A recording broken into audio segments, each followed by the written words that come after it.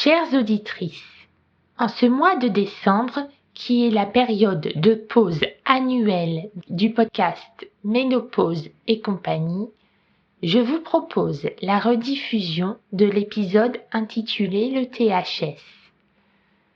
Lorsque l'on est ménopausé, on peut se poser la question de la prise ou non d'un traitement hormonal substitutif et cet épisode apporte plusieurs informations importantes sur cette question. Je vous en souhaite une bonne écoute et je vous retrouve au mois de janvier avec des épisodes inédits.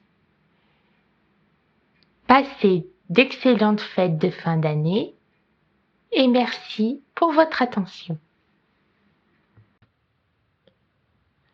Bonjour à toutes, je suis Madeleine, créatrice du podcast Ménopause et compagnie. Une fois par mois, je vous retrouve pour vous parler de la ménopause et de plusieurs sujets qui lui sont liés, tels que les traitements hormonaux substitutifs et la mammographie. Je vous partage ce que j'ai appris au cours de mon parcours médical. En tant que femme ménopausée précocement, je me suis posé beaucoup de questions sur cette étape de ma vie et surtout sur le suivi médical dont j'ai bénéficié. Mon but est de vous rendre accessible de manière claire et concise les réponses que j'ai trouvées à mes interrogations pour faciliter la vie des femmes ménopausées. Une précision importante que je vous invite à garder en tête. Je ne suis pas médecin et les informations que je donne sur ce podcast ne remplacent pas un suivi médical effectué par un professionnel de santé.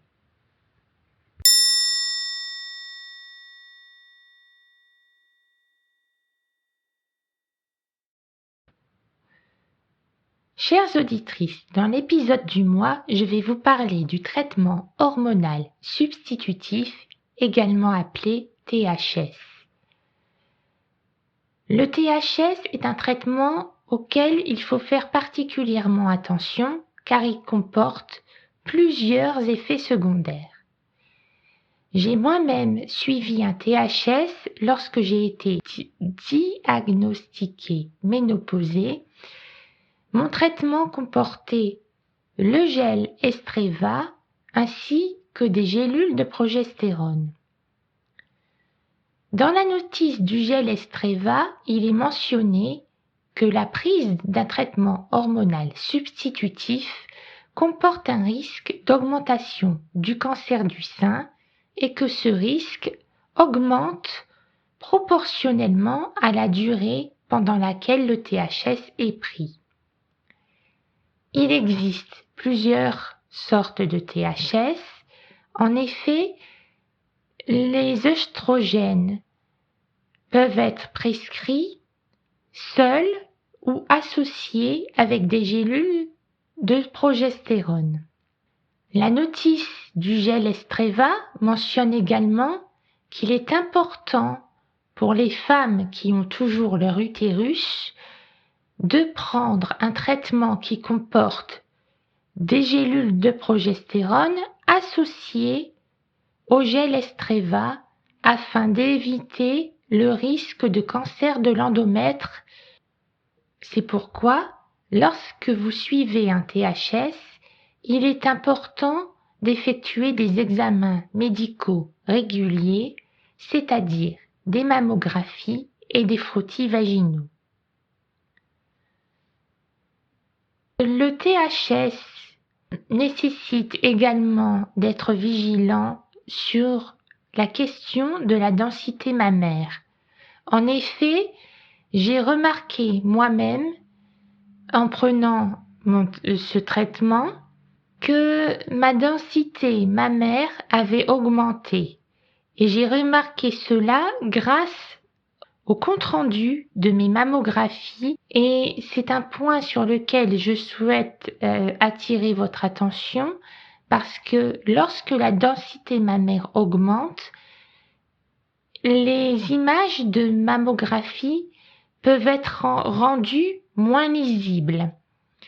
En effet, la densité mammaire est définie par une plus grande proportion de tissu glandulaire par rapport à la quantité de masse graisseuse que comportent les seins. Donc, cette quantité de tissu glandulaire qui est plus dense est visible sur les images de mammographie car elle apparaît en blanc. Le problème est que lorsque vous avez des microcalcifications dans les seins, celles-ci apparaissent également blanches sur les images de mammographie. C'est pourquoi il peut y avoir des difficultés pour le radiologue à effectuer un diagnostic de cancer du sein si vous avez les seins qui ont une densité mammaire très importante.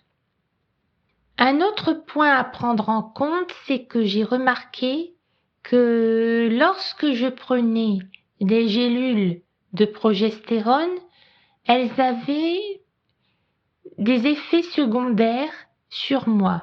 C'est-à-dire que je ressentais des vertiges, des étourdissements. Donc, si jamais vous prenez un THS et que vous remarquez que votre densité mammaire augmente ou que vous avez des vertiges ou d'autres effets secondaires, je vous invite à en parler avec un professionnel de santé pour faire le point sur votre traitement. Je ferai un point sur la notion de densité mammaire et sur comment lire un compte-rendu de mammographie dans de prochains épisodes. Je vous remercie pour votre écoute et je vous dis au mois prochain.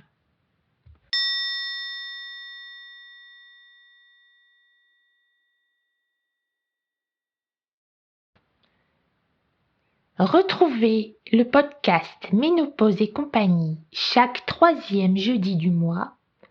Adressez-moi vos suggestions de thèmes d'épisodes sur l'adresse mail dédiée ménopauseetcompagnie@icamel.com. L'adresse s'orthographie de la manière suivante: Ménopause et compagnie, tout attaché et en minuscule, et Icamel s'écrivant de la manière suivante: IKMAIL, également tout attaché et en minuscule. Je lirai toutes vos propositions et les traiterai les sujets les plus souvent proposés. Donnez une note au podcast si vous le voulez sur votre plateforme préférée. Partagez-le avec des personnes à qui vous pensez qu'il sera utile. Cela l'aidera à se faire connaître et je vous en remercie.